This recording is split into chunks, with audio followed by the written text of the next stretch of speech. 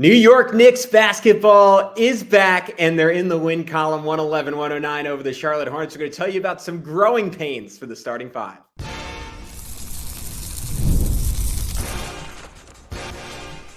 You are Locked On Knicks, your daily New York Knicks podcast, part of the Locked On Podcast Network, your team every day. Hey, what's up, guys? You are Locked On Knicks, and we wanted to remind you that you can start this season with a big return on FanDuel. Place your first $5 bet, and you'll get started with $200 in bonus bets guaranteed. Visit FanDuel.com to get started. I want to thank you for making Locked On Knicks your first listen today and every day. Today, especially, though, when the Knicks are 1-0 and back in our basketball lives. But if you want to continue to do so, be sure to subscribe on YouTube, hit that notification bell to ensure you never miss an episode. Just got up to 7,500 subs on YouTube, which is great. Would love to get to 10K before the season is over. And please subscribe on the podcast side of things so we always have you with us. So we're always with you. That's what I wanted to say. When you're on the go, but who's talking to you and jumbling it? I'm Gavin, Schall, your favorite play-by-play broadcaster's favorite play-by-play broadcaster. He is Alex Wolfe, editor-in-chief of the Strickland, the greatest Knicks website in the whole wide world. You can check them out on all forms of social media at thestrick.land, just like Josh Hart does. And Josh Hart, Alex, was in the starting lineup. It was the starting five that we expected. Jalen Brunson, Josh Hart, Karl-Anthony Towns, OG Anunoby, Mikal Bridges. They mostly held their own. It was the start you expected from Jalen Brunson, who scored 12 points in 15 minutes. A little bit of a mixed bag for Karl-Anthony Towns in his debut. Didn't shoot the ball particularly well. 2 for 7 from the field, 1 for 5 from 3. Did live at the foul line, 5 for 6 from the charity stripe, 4 rebounds, 2 steals. Didn't get credited with an assist despite a couple of nice passes. Good defensive showing from him. But what were your big takeaways from the Knicks starting five?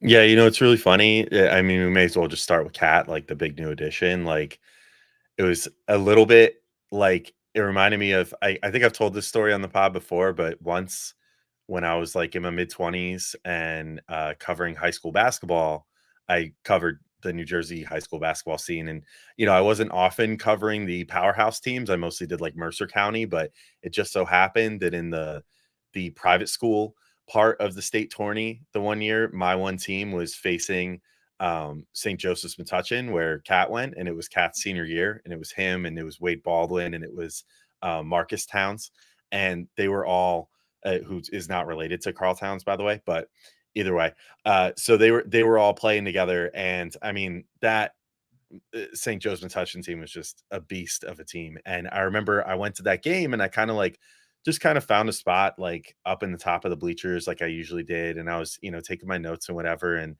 started talking to this guy next to me who was like sort of not like an NBA scout, but like an NBA shot doctor type dude or whatever. Like, I don't know what the heck his job ultimately was. I think he introduced himself as the shot doctor. I'm like, that seems like a title that way too many people have given themselves. I would call the police if someone introduced themselves to me as the shot doctor. Yeah, that's something that way too many people have decided to dub themselves. But anyway, I'll make the long story short. My overall takeaway by the time that I was done watching this game was I was like, that dude is like the prize possession of Kentucky. Like, he's the prize recruit and like the crown jewel here. And like, he's a potential number 1 overall pick next year. Like, I just don't totally get it. All he's doing is shooting threes. Like, you're huge. Go inside and score inside a little bit. And I had a little bit of a flashback to that during the first half of this game when he was playing. Now, I'm not hating on it at all, because I actually think that it serves a purpose. And obviously, my hating on him as a senior in high school when he was there ultimately was all for naught, because he's turned into one of, if not the best shooting big in NBA history. So, I guess I shouldn't get into high school scouting, but anyway, I think that was my main critique, if I had one, for him in this game, was I wish they would have run a little more diversity with how they were deploying him. And it seemed like it was just sort of the goal was like, hey, let's have fun with the shiny new toy and, like, have him shoot some threes, because that's what he does. And we've never gotten this out of the 5 spot before. So, like, let's let him shoot. And that kind of just became like his identity. Like, he put it on the floor a couple times, which was nice. And then, as you said, just in the field goal attempts, it looks like he took just a ton of threes and nothing else, only because of the fact that like he got to the free throw line a few times on drives. But I think I would have liked to see like trying a couple like ISO post possessions or something, like test his post game out a little bit. Have him on the outside and cut when Josh Hart is driving or something and see how that works. But, these guys have had all of like 4 or 5 days together Yeah. to practice, and that's it. So I anticipate we'll see more stuff as this preseason gets along, and it's a 2-week process for the preseason. So we've got about 2 weeks until the like final dress rehearsal preseason game, and they have 5 preseason games this year as well. So they're going to have plenty of time to work these things out. And I'm sure that they will. But my overall thought on Cat, at least at first, was just kind of like, that was a lot of threes, and that was pretty much it. And like he made the one of them, which was a really impressive one because it was far back from the 3-point line. But I hope as this preseason goes along, we see a little more diversity on offense with what they try to work in with Cat, since he's such a ultimately really talented offensive player. Yeah, I think everyone looked super hesitant to me. That was my biggest takeaway. I think Mikal Bridges, more than anyone, got lost in the shuffle. Like I looked and he finished 2 for 5, and I remember maybe 2 shots that he took. So that maybe that's something I need to go back and watch. But he just seemed kind of lost. OG, like we were talking about this pre-show, but like very first play of the game went to him on a backdoor cut, and he didn't get quite get up enough. And I couldn't remember if they got a piece of it or if it just sort of hit the rim. Second one got blocked. So he didn't look like, even though he looked like he was in very good shape, like he didn't really look like peak level athleticism. Josh Hart only took 2 shots. They were both threes. He seemed like he was out there trying to get everyone else involved, actually set up the Knicks' first bucket of the game, which was a really nice push. And then look ahead to Mikal Bridges, who finished with a pretty nifty reverse layup. But it just looked very choppy, which, to your point, like when these guys have spent like less than a week together, like it would be hard to have expected anything else. I think the one thing that I hope changes in preseason game 2 is that there's a little bit less deferring and a little bit less like, and I appreciate that the initial instinct was let's overpass, let's make sure everyone touches the ball. But the whole point of having Karl-Anthony Towns and like, what was it, a 28-foot 3 that he hit, like having that type of spacing that this side of Kristaps Porzingis and maybe Miles Turner on his best days is just unique in the NBA, is to attack that space, right? And it's for Jalen Brunson to say, like, if we're playing 5 out and you're not aggressively helping, either I'm going to cook you or you're going to help late and we're going to get a wide open 3.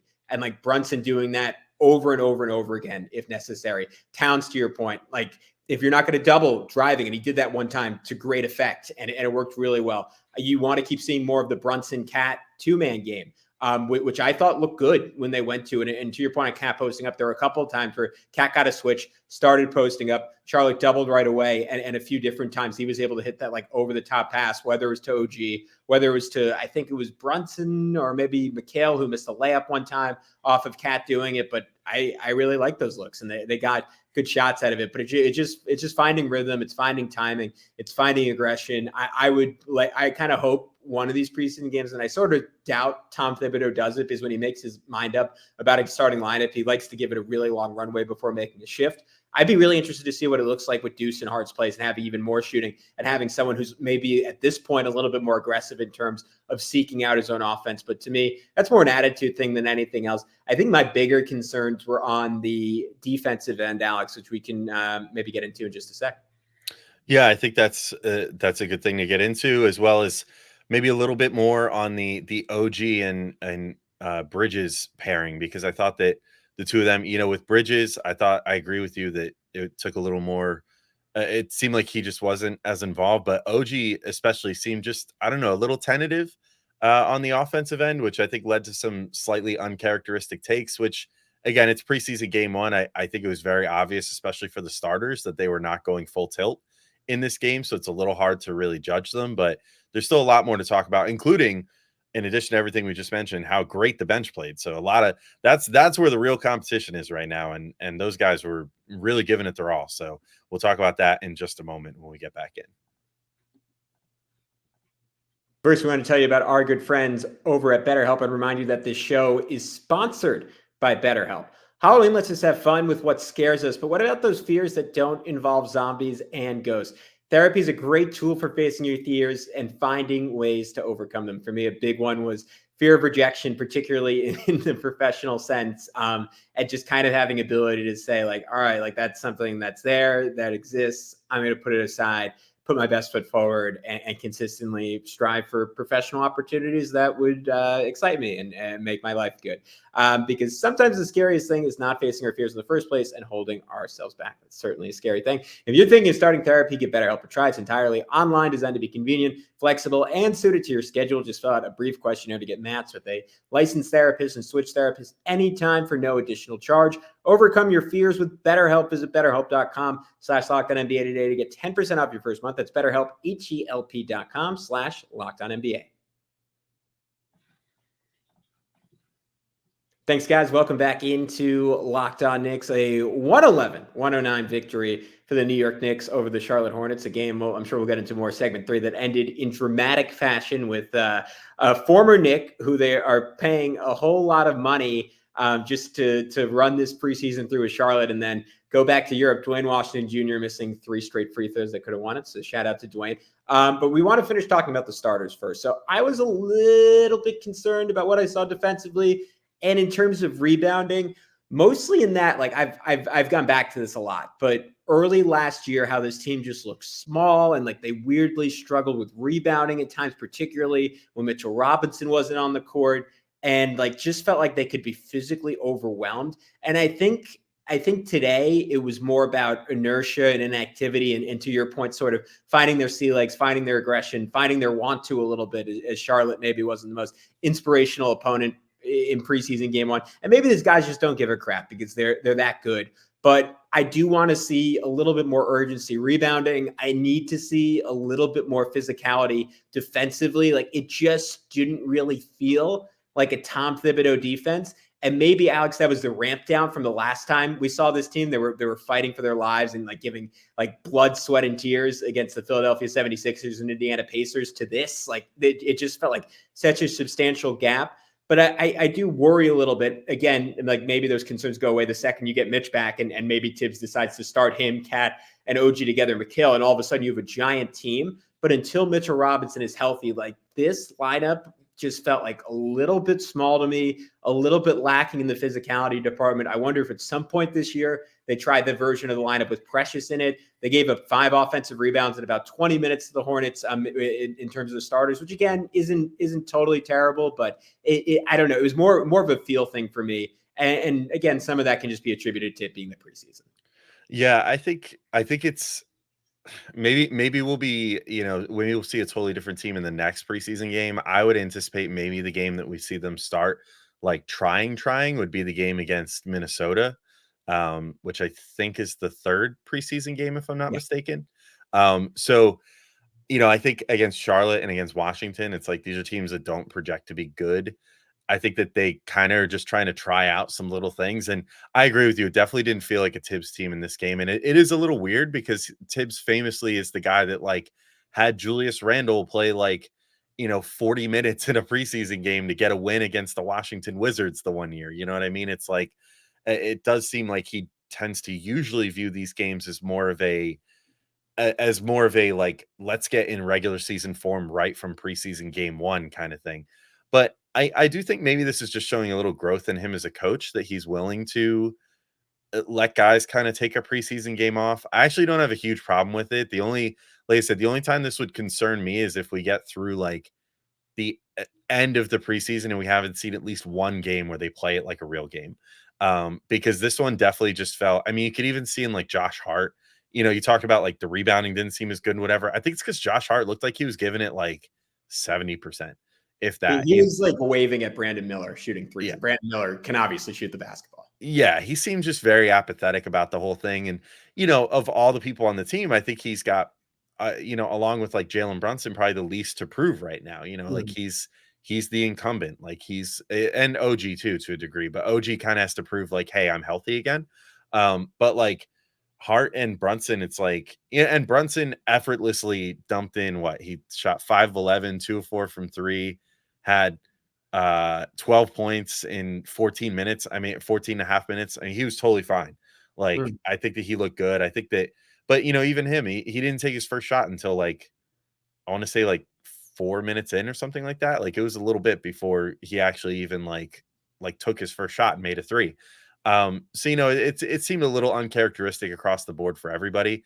That said, like, I do share a little bit in what you said in the first segment too about Mikal Bridges not really getting involved enough. And I felt kind of the same about OG. And with OG especially, it stood out to me that his first two attempts, like he took it in and took what last year would have been easy dunks, like just those plays that really made us go, wow, the first few games that he was here, because the Knicks have gotten significantly more athletic recently with the fact that they have Bridges now. The fact that Cat, I think, is low key a pretty sleeper good athlete for like his position, especially like he's pretty bouncy for a center. But like, to see OG get what should have been like one of those powerful two-handed dunks and then just get like stuffed under the rim was like a little disappointing. Like I guess when we've been talking for weeks about like, oh, this team's a contender and whatever, even if we can rationally say like this is just preseason and none of this matters, it's still a little disappointing to see the guys that you were expecting to go out there and like throw down a thunder dunk or whatever just to get the season rolling, like come out and kind of look a little bit like oh, I'm not going to try too hard, because like especially in OG's case, I get it, like God forbid he would hurt himself in the preseason and not even get to start the season with how injury prone he's been in his career. That would not be great. So I get it, but it still was just a little, I don't want to call it jarring, but just like when I was watching it, I was just like, all right. Like the real show comes soon, but not today. This is just like everybody gets on the floor and has a good time, with the starters. But Real quick before we move on from that point, I just wanted to say like that I think it's a real concern about this team when you lose Dante DiVincenzo, who like in terms of pure dog factor, like it was him, Josh and Jalen, right? But like Julius for like all of his faults and like all the times on defense, like he didn't give a crap. Like Julius has like a good amount of FU to him, and sometimes that would backfire and be directed towards the Knicks crowd, but like a lot of times that'd be directed towards an opponent when Julius was just like, oh, I'm bigger than you, I'm going to put you under the basket 5 times in a row. And Cat like can get there and do some of that, but like I do think that's something to watch with like all the guys. Like Hardenstein also had that. Like they lost a bunch of guys, for lack of a better term, who were straight dogs. And I do think early in the year, not that Mikal can't do that, not that OG can't do that, not that Cat can't do that, like it is going to be something to watch. And I think that's a real storyline for this team, because it's what made them great last year, probably more than just their straight up talent. Yeah, for sure. And it'll just take seeing them in a real situation to see that. I mean, I think as much as we want to see something in preseason, it does, again, it does seem like Tibbs maybe is approaching things a little different this preseason based off of this first game versus other first games that he's done before. So, maybe that means that the first time we'll really get to see like what this team's intestinal fortitude is about will be game 1 against the Celtics. And that's fine. I think that we've seen a million times over, dating all the way back to, like the LeBron Heat teams, for example, like if teams make seismic changes and add tons of talent during the offseason, like sometimes it takes a minute for that to really gel. So we might see the Knicks go 500 through their first 15, 20 games, something like that, and get really, concerned about things not gelling right or them not looking like they, are quite like there yet. But hopefully the hustle factor is always there, I guess that's one of the biggest criticisms that I've seen from like Timberwolves fans about Cat is like they just kind of complain like, oh, thank God he was soft, whatever, like glad to see him off the team, blah, blah, blah. I don't know if I necessarily believe all that. Like a guy that's gotten into literal fights on an NBA floor and everything else, I don't know. He doesn't seem like the type that goes for fouls in the way that like Joel Embiid does or anything like that, where it seems like it looked like he's trying to sell contact all the time and isn't willing to just like bang with dudes or whatever and get down low and throw a shoulder into somebody.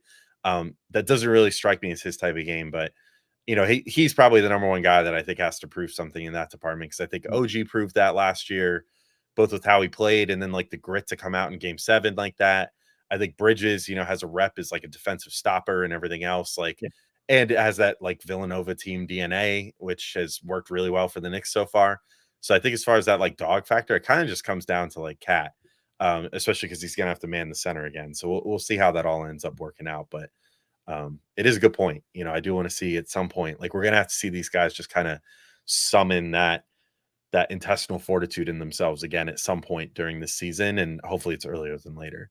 Yeah, but to your point, Boston's going to come out and they're going to want to embarrass the Knicks on night one. They're going to say, no, Kristaps Porzingis, we're the defending champs. Like, F these guys. We're going to beat them by 20. Like, they're not anything to us. And like the Knicks don't have to win that game. They have to take that first punch to the chin and they have to compete. And last year, the Knicks generally competed with the Celtics on opening night, even when they didn't have this version of the team. They competed with the Celtics late in the year when the Celtics gave less of a crap. They blew them out. Like, we have to see game one. I think that attitude and that the talent is there, even if, again, like we talked about it when we did the schedule breakdown, right? Those first 10 games is probably the second toughest stretch they have all season. The Knicks might be 4-6. And like, I'm not going to panic because the Knicks are 4-6. I'm going to panic if they're 4-6 and like they don't show a killer instinct. So that is something to watch. Something else to watch, the Knicks bench, Deuce McBride cooking. He looked really, really, really good coming off a summer of work. Maybe that was part of the reason the Knicks were okay moving on from Dante DiVincenzo. Tyler Kolek had some fantastic moments,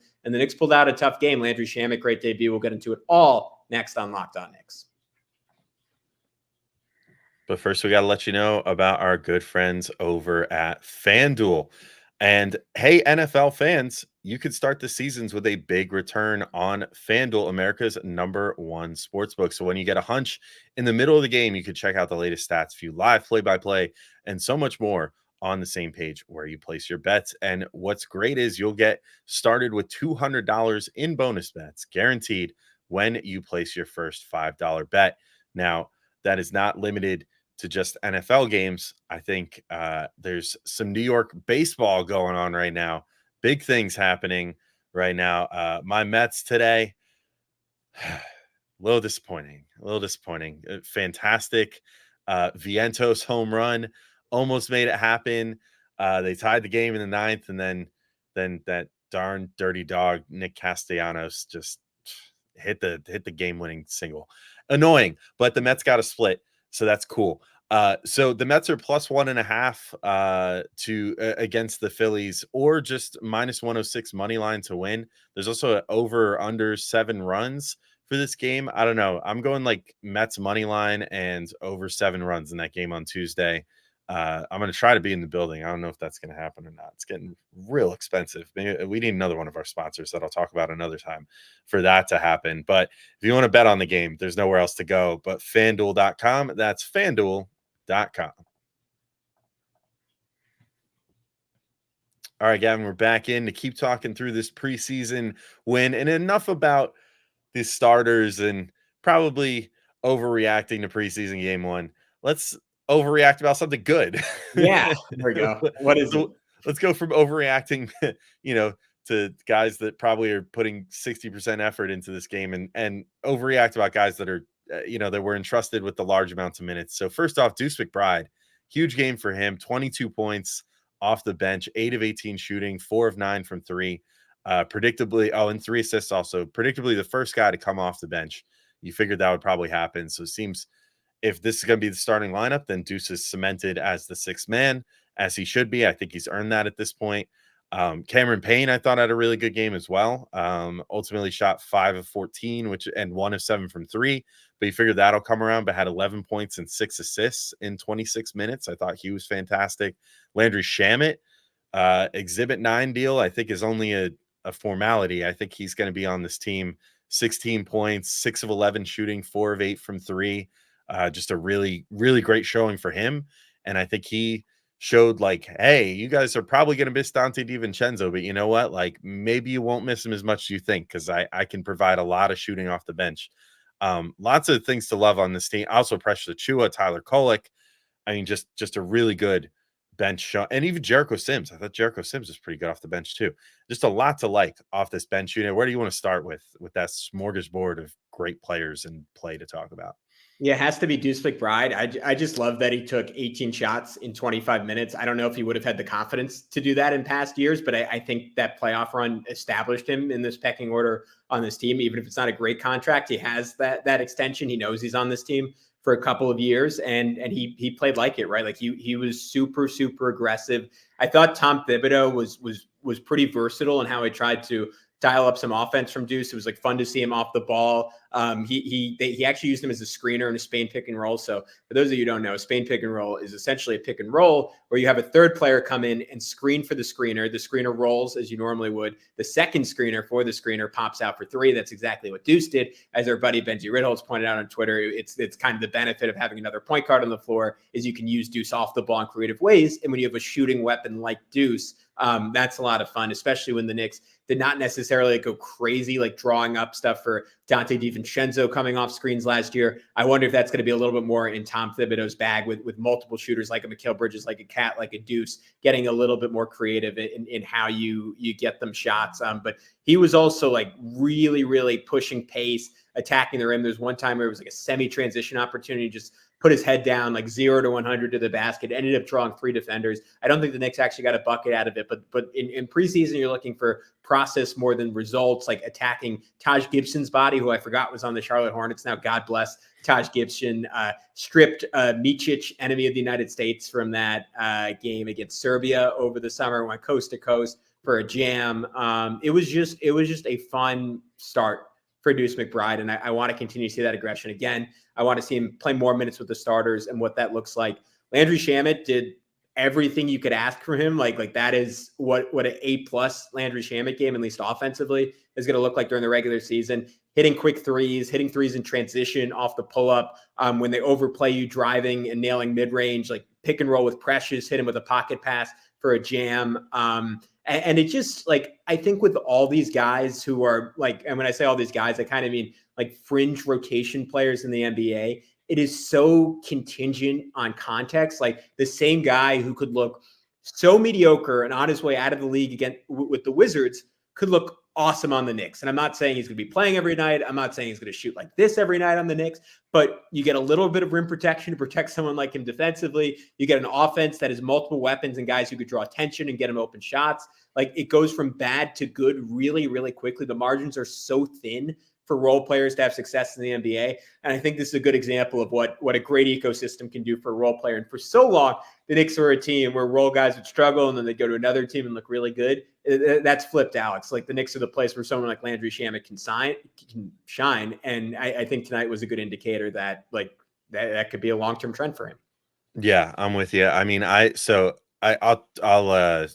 praise Shamet in just a moment, but I do just want to touch on Deuce real quick. Yes. I will say one thing that I noticed that I've felt this way for a while, and I still definitely feel this way. I definitely felt best with Deuce out there with another ball handler. Like, and I don't think that's going to change. So he was out there with Brunson when he first subbed in. Then, as we saw throughout this game, he was out there with Payne at different times. He was out there with Tyler Kolek at different times. I think I like that look for him. I still just don't know if I'm fully there yet on him being the guy that can like bring the ball down every single time and initiate offense. Like there were still a few times, even against this Charlotte team, where it seemed like they started getting after him aggressively defensively and were able to sort of pin him to the sideline momentarily and whatever, where I'm like, this is preseason and this is not a particularly good team. And they were still able to sort of do that a little bit. And that's not to say there's anything wrong with Deuce's game at all, because I think he's fantastic. And like as a scorer, he is just developed into just a dynamite scorer at this point. Like I'm so excited to see what that holds for him this year, is like the sixth man scoring guard off the bench that can also play lights out defense. But I don't know if I'm fully there yet on him handling the ball full time. Maybe that's as much of a case as any for him starting as well. And we'll have that discussion at some point. I think more maybe after a couple preseason games have passed, we can sort of entertain that possibility if we haven't seen it yet. But like, I think that he's going to work best if you can not like necessarily pair him 1-for-1 with Campaign or whatever, but maybe stagger Campaign coming in for those Brunson minutes and have Deuce come in for Mikal and whatever, and sort of stagger it that way. And, then bring Mikal in for some of the minutes where he'll be the 3 and then, whatever. Like you could stagger these guys in many different ways to make this whole arrangement work. But I do think I like it better when Deuce is out there with another ball handler that makes it so that he doesn't have to do that every single time down the floor. Because I think if there's like 5 straight minutes where he's the only guy expected to bring the ball down, I think it could get a little sloppy quick just because of how he plays, and the limitations are still on him as like a ball handler at this point. But Shamet, I'm totally with you. Like I love the dude. I think that the release is so quick, so like fluid. You know, he was just a lot of what he was doing reminded me so much of what Dante did, where it's just like work your way around the perimeter, be that bailout option in the corner, be that bailout option just above the break, from three, and just be over in that on that one side of the court, whatever you're, I think in this case it'll probably be the right side of the court more often than not, with like some lefty dominance on this team still. With Jalen Brunson out there, like if he's going to be on the floor and Shamet's going to be there, you're going to want someone that's going to generally gravitate to the other side of the floor where Brunson's not going to be working as often. But like he looked really good. I thought that he was great at spacing. He was great at like, drawing defenders back off of guys, if they're trying to double or whatever, being like, oh no, I'm over here now. And like, you have to pay attention to me, or else I'll just hit a three in your face, which he did a number of times too. So I really like his game. I don't think that he offers what Dante DiVincenzo offered on defense. I don't think that he'll necessarily offer like the light amount of like bringing the ball down the floor type ball handling that Dante was offering. But I think just from a 3-point shooting perspective, he won't do exactly what Dante did there either. But considering you were looking at Dante this year being like a seventh man, in the rotation and probably playing like 20 something minutes a game, if you're just basically splitting those minutes between Shamet and Campaign now, I feel pretty good with that. Like they're definitely NBA players. They looked really good out there with Deuce. Like I think that's a really solid bench unit. Those three players and Precious and like one of the starters as a holdover, like OG or Bridges or something like that, or even Hart. Like I think that could look really, really good as a full unit. So I'm very much looking forward to that. And I guess that's a good bridge to say I really enjoyed how Campaign played as well. He didn't shoot well from three, but still made himself felt out there at 6 assists. Like in general, I think was just playing a very controlled game in this one. I thought that, he took a nice floater at one point, which was sort of reminiscent of, Nick Guard's past. It's reminiscent of Brunson currently, but like Emmanuel Quickly, that was a staple of his diet. If you could get a guy back out there that has that in his arsenal and can use that as part of his like repertoire to get a little pressure on the rim, in his own unique way, and then facilitate for others in that bench unit that has plenty of shooting, I think it's going to be a really good time with him out there. And it's a shame because like Tyler Kolek had such a good game too, coming in relief of him and playing towards the end of the game. But I think for right now, I think Campaign is the guy. Like I definitely see it. Like he's an NBA player. He deserves to be out there. And like, I'm pretty excited about having him on the team at this point. Yeah, look, he's someone who can keep the trains running on time, which we said Deuce McBride, at least last year, was not able to do. And we'll see more time on the ball maybe, because I thought I was actually like kind of surprised by how much Deuce was still on the ball. And I'm continuing to be curious like what the split's going to be when those two are on the floor together. But I think that's something the Knicks need in a backup unit. That being said, I think maybe halfway through the year, maybe by the start of 2025, I think we're going to see Tyler Kolek instead of Campaign. I know you and I have like dropped hints on that, mentioned. I've seen other people like make similar predictions. I think Tyler Kolek is something special. Might be overstating it, but I think offensively he is extremely advanced for rookie point guard. I think would be the safest way to put it. Really good performance shooting the basketball. That was a concern draft analysts had of him, like coming in, like the fact that he did not really shoot threes on volume, that his release was a little slow, that it sort of felt like he was more of like a catch and shoot guy, or if he just got like all the room in the world, like off the dribble and defenses just totally dropped and didn't respect it at all. Like his process in terms of like his gather and like his dip looked a lot quicker in this one. Similar to Campaign, already knows how to run an NBA level pick and roll, had a really nice drop off to Precious for a layup. Like I thought it was an ultra encouraging sequence when he had that block on KJ Simpson, then came back down, hit a transition three, going the other way, just ripped the ball right out of Saloon's hands. The sixth pick in the draft, who is probably 100 pounds on him. I like the best way I could sum it up is like he changed the pace and the vibe of the game in just a fantastic way. And he just feels like someone you consistently want to watch more of. And look, you have to give the caveat. This was the Hornets like third stringers in at this point. We have to see him do it against NBA rotation level talent. And I think that is going to take half the year. But I think once he gets his chance, like I just think there's more talent there than Campaign has. And I think he really has an opportunity to play NBA level basketball if he can just subsist on defense. And the standard isn't the highest because Campaign is not a great defender. He is more experienced. He probably has a little bit better foot speed than Kolek, but Kolek looked pretty good on that end in this game. And he can compete. He clearly has strong hands. So I'm excited to see what he can do. I think he's in this rotation by the end of the year. I could see it as well. I mean, I think one thing that stood out to me in this game too, I don't know what it was, but like during Summer League, Kolek looked smaller to me, and like in this game, he looked more like an NBA sized dude to me. I don't totally get it. Maybe it's just he went in the weight room a little bit over the summer or whatever. Like just looks a little stronger, whatever the case. But something about him, like when I was watching him play, the concerns over him being too small kind of went away. And like he is listed the same height as Campaign, so like he sort of looked it. I didn't think that he looked undersized out there. He didn't seem to have any issues getting his shot off, although he mostly just shot like on catch and shoot for the most part, but that was fine. I actually really liked his work with Deuce. Like I thought that they had a pretty nice little connection going on at one point. And I think he also was out there with Campaign at one point too, and Campaign fed him. Yeah, he had the nutmeg pass to Campaign. That's right. Yeah. So I mean, there was a lot to like out there with Kolek. Like I'm in on him too. I do think that the cream will rise to the top, as it were, like in the season at some point. Like he'll find himself like at the top of this depth chart for the backup point guard at some point or another. Maybe it'll happen this season. I mean, I feel like it is Payne's job to lose at this point, at least based off this first preseason game. So I think Kolek is going to have to like really step up during like injury time or whatever, like to make that happen. And I'll be honest, I don't totally know what Campaign's injury history is, if he's particularly prone to missing a few games throughout the season or whatever. But I guess we'll see as that goes. I guess the last guy I want to shout out is just Preseason. 16 points in this game, or I'm sorry, 15 points in this game, 5 boards, 2 assists, 2 steals, a block. I thought just kind of did a little bit of everything that we've been talking about we want to see out of him. Like he put the ball on the floor a bit.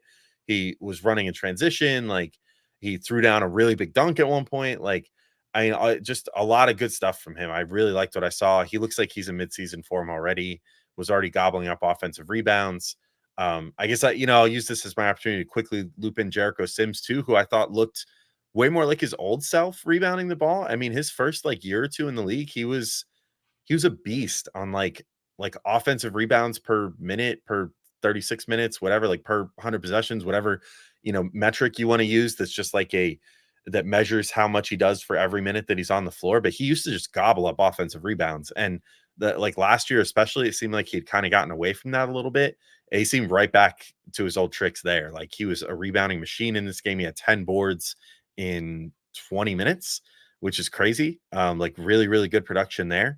And, I don't think he's really added much on offense, but if they ultimately just need him to be a breaking case emergency guy, I'm willing to trust the numbers at this point. I spent a lot of this offseason saying maybe they should move on from him, that maybe he wasn't an NBA player and this, that, the other.